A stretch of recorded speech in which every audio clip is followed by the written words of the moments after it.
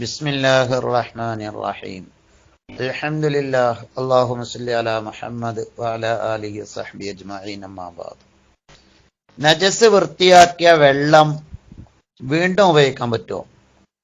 അത് തോഹിറാണോ എന്നൊരു ചിന്ത, അല്ലെങ്കിൽ തൊഹൂറാണോ? തോഹിറും തൊഹൂറും തമ്മിൽ വ്യത്യാസമുണ്ട്.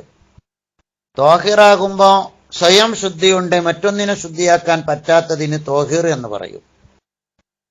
സാധാരണ ചായ, കഞ്ഞി ഒക്കെ സ്വയം ശുദ്ധിയുണ്ട്, പക്ഷെ മറ്റൊന്നിനെ ശുദ്ധിയാക്കാൻ പറ്റില്ല. തൊഹൂർ എന്ന് പറഞ്ഞാൽ സ്വയം ശുദ്ധിയുള്ളതും മറ്റൊന്നിനെ ശുദ്ധിയാക്കാൻ പറ്റുന്നതുമായ വെള്ളത്തിനാണ് തൊഹൂർ എന്ന് പറയാം. സാധാരണ നമ്മളെ പച്ചവെള്ളം, നല്ല വാട്ടർ, അത് തൊഹൂറാണ് പൊതുവെ. അതും തൊഹൂർ തോഹിറൊക്കെ ഇറങ്ങലുണ്ട് ചില ഘട്ടത്തിൽ.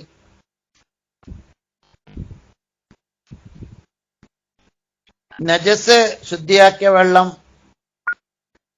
ധാരാളമുണ്ടെങ്കിൽ, 200 ലിറ്ററിന് മുകളിലുണ്ടെങ്കിൽ,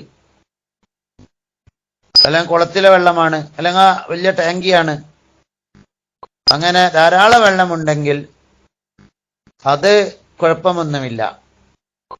രുചി നിറ വാസനയൊന്നും മാറ്റമില്ലെങ്കിൽ കുഴപ്പമൊന്നുമില്ല. രുചി നിറ വാസനയ്ക്ക് മാറ്റം വന്നിട്ടുണ്ട് ആ വെള്ളത്തിനെങ്കിൽ അവിടെ നജസായി പോയിട്ടുണ്ട്. അത് നേരത്തെ നമ്മൾ പറഞ്ഞതാണ്.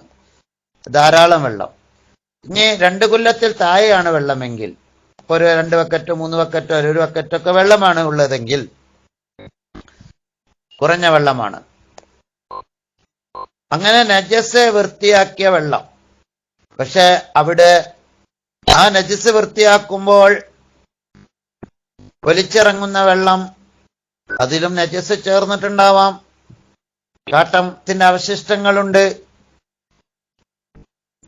അങ്ങനെയാണെങ്കിൽ ഒരിക്കലും തന്നെ അത് ഉപയോഗിക്കാൻ പറ്റില്ല. മൂത്രത്തിന് അവശിഷ്ടങ്ങളുണ്ട്, അത് ഉപയോഗിക്കാൻ പറ്റില്ല.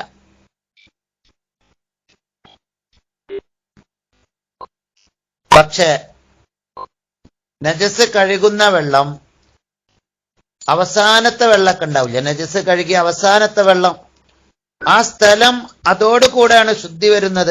ആദ്യത്തെ കഴുകല്ലൊക്കെ അതിന്റെ അവശിഷ്ടങ്ങളൊക്കെ ഇങ്ങനെ പോയിക്കൊണ്ടിരിക്കുന്നുണ്ടോ, അവസാനത്തെ കഴുകല്ലായിരിക്കും അത് പൂർണ്ണമായിട്ട് ഇങ്ങോട്ട് വൃത്തിയിലേക്ക് വരുന്നത്. ഈ അവസാനത്തെ മേൽവെള്ളം പാരുന്ന വെള്ളം, അവസാനത്തെ മേൽവെള്ളം പാരുന്ന വെള്ളം, ആ പാരലോട് കൂടെ ആ വസ്ത്രം, ആ നജസ് അതിൽ നിന്നാണ്ട് വൃത്തിയായി, ശുദ്ധിയായി. ഈ വെള്ളത്തിന് നിറവ്യത്യാസമില്ല, തൂക്കം യാസ്തിയില്ല, നജസയിൽ ചേർന്നിട്ടില്ല, തൂക്കം യാസ്തിയില്ല, അവസാനത്തെ കൈകല്ല വെള്ളമാണ്.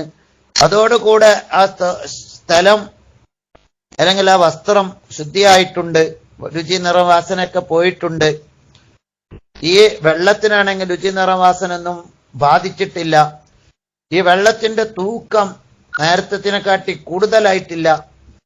ഇങ്ങനെയൊക്കെ നിബന്ധനകളോട് കൂടെയാണെങ്കിൽ ആ സ്ഥലം അല്ലെങ്കിൽ വസ്ത്രം അത് വൃത്തിയായിട്ടും ശുദ്ധിയാവുകയും ചെയ്തിട്ടുണ്ട്. അതോടുകൂടെ പുറത്തേക്ക് വരുന്ന വെള്ളം അത് ഇനി മറ്റൊരു ഉപയോഗത്തിന് ഏതായാലും പറ്റൂല, വേറൊരു നജസ് വൃത്തിയാക്കാൻ അതുകൊണ്ട് പറ്റൂല. തൊഹൂറ് അല്ല, എങ്കിലും അത് തോഹിറാണ്, നജസ് അല്ല.